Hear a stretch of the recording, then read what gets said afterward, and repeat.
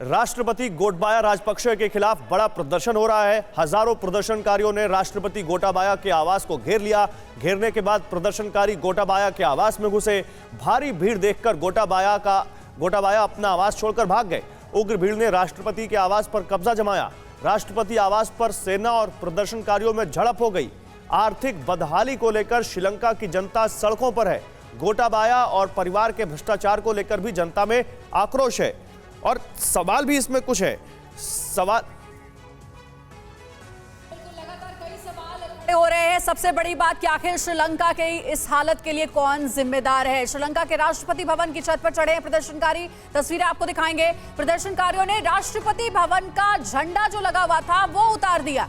ये देखिए, ये एरियल व्यू से तस्वीर ली गई है जिसमें ये नजर आ रहा है कि जो प्रदर्शनकारी राष्ट्रपति आवास में पहुंचे थे, राष्ट्रपति भवन के ऊपर लगे झंडे को उन्होंने उतार दिया। राष्ट्रपति के अलग अलग राष्ट्रपति आवास के अलग अलग जगहों पर कब्जा कर लिया इन प्रदर्शनकारियों ने। स्विमिंग पूल तक पहुंच गए, किचन तक पहुंच गए, रूम्स में दाखिल हो गए, लॉन में पहुंच करके डांस कर रहे थे और राष्ट्रपति भवन के ऊपर लगे झंडे को भी उन्होंने उतार दिया। ये एक्सक्लूसिव तस्वीरें आपको दिखा रहे हैं। श्रीलंका में जो भीड़ है, जो प्रदर्शनकारी है, वो अब हिंसक हो चुकी है। पुलिस भी काबू नहीं कर पा रही है। लगातार आंसू गैस के गोले दागे जा रहे हैं, लेकिन भीड़ मानने को तैयार नहीं है, प्रदर्शनकारी मानने को तैयार नहीं है। पूर्व क्रिकेटर सनत जयसूर्या ने भी इन प्रोटेस्टर्स के साथ सामने आकर के इन्हें सपोर्ट किया है, साथ दिया है और वो भी कह रहे हैं कि राष्ट्रपति को इस्तीफा दे देना चाहिए। एक के बाद एक श्रीलंका के हालातों को बताती हुई कई तस्वीरें सामने आ रही हैं। हमारे साथ लगातार पैनलिस्ट भी जुड़े हुए हैं। मैं ऑगस्टीन सर के पास जाना चाहूंगी। ऑगस्टीन सर, एक और खबर इस बीच जो सामने आई है, राष्ट्रपति गोटाबाया राजपक्षे के श्रीलंका छोड़ने की। कोलंबो पोर्ट की हमने तस्वीरें दिखाई हैं कि वो अपने परिवार के साथ देश छोड़कर भाग रहे हैं। अगर वो जाएंगे तो कहां जाएंगे? क्या चीन जाएंगे? वो चीन जिसने श्रीलंका की आज ये हालत कर दी है। देखिए, उनके पास 2-3 ऑप्शंस हैं। अब वो मेरे ख्याल से वहीं जाएंगे जहां पे उनका पैसा रखा हुआ है, छुपाया हुआ है, और जहां जाके वो अपना ज़िंदगी आराम से गुजर सकें। वो एक यूरोपियन कंट्रीज़ के अलावा कहीं मुझे दिख नहीं रहा है जी। तो या तो स्विट्ज़रलैंड या यहीं कहीं भागे होंगे या फिर नॉर्वेजियन कंट्रीज़ गए होंगे। इसके अलावा वो कहीं और ये पैसा छुपाया नहीं। लेकिन चीन जिस तरह से इस पूरे क्राइसिस के लिए जिम्मेदार है, क्या ग्रुप कैप्टन ऑगस्टिन हम ये ना माने कि राजपक्षे परिवार के चीन के साथ अच्छे संबंध हो सकते हैं और चीन भी उनको मदद कर सकता है यहाँ से निकलने में? मदद जरूर करेगा, लेकिन चीन पनाह नहीं देगा, क्योंकि ये उनके ऊपर फोकस है ही है। बट चाइना बीइंग चाइना, वो चाइना डजंट केयरलेस कि वो वहां भी आए। बट मेरा ये अनुमान है कि वो चीन में कंफर्ट लेवल नहीं रहेगा, क्योंकि हम बात चीन की कर रहे हैं। देखिए, चीन ने हम्बनटोटा पोर्ट में कितना हैवी इन्वेस्टमेंट किया।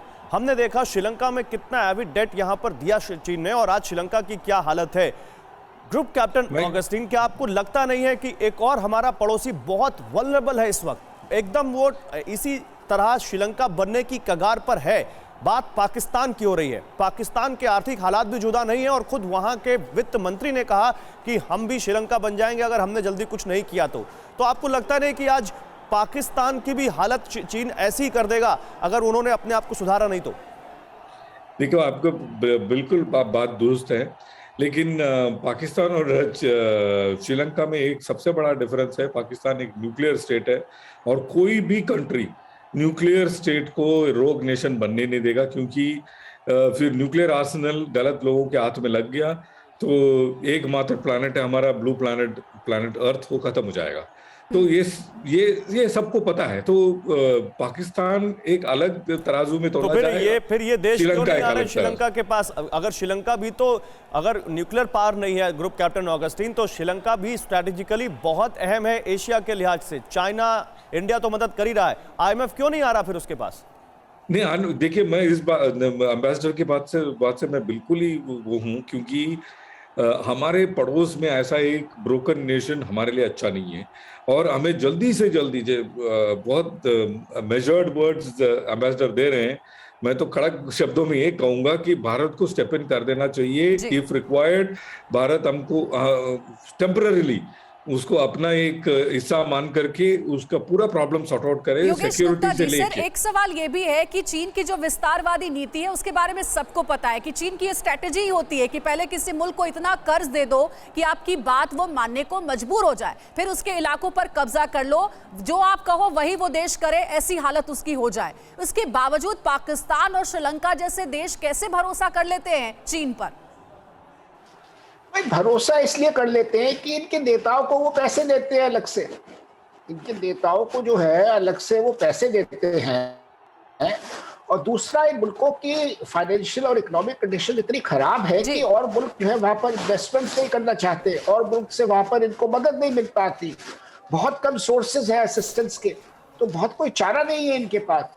उसके अलावा जो ये प्रोजेक्ट्स वहां पर लाते हैं चीन, उसको ये अच्छी तरह से स्टडी नहीं करते कि भाई इसका हमें कितना ये वायबल है, कितना इनका फायदा होगा, कितनी हमें इससे इनकम होगी, वो सब हवा में रहता है। तो उसकी वजह से जो है वो इन्वेस्टमेंट जो है वो नॉन प्रोडक्टिव हो जाता है। नॉन प्रोडक्टिव होने की वजह से उसका कोई उससे लाभ नहीं मिल पा रहा है, तो ये प्रॉब्लम है। नहीं, लेकिन यहाँ तो हालात सिविल वॉर जैसे लग रहे हैं। यहाँ तो लग रहा है कि श्रीलंका में गृह युद्ध कभी भी छिड़ जाएगा, और जो इस वक्त भीड़ है सड़कों पर, ये सरकार के वश की बात भी नहीं होगी, क्योंकि ऑलरेडी यहाँ पर आर्मी है, यहाँ पर सिविल सिक्योरिटी फोर्सेज हैं, पुलिस है, उसके बावजूद हालात बेकाबू हो चुके हैं श्रीलंका में।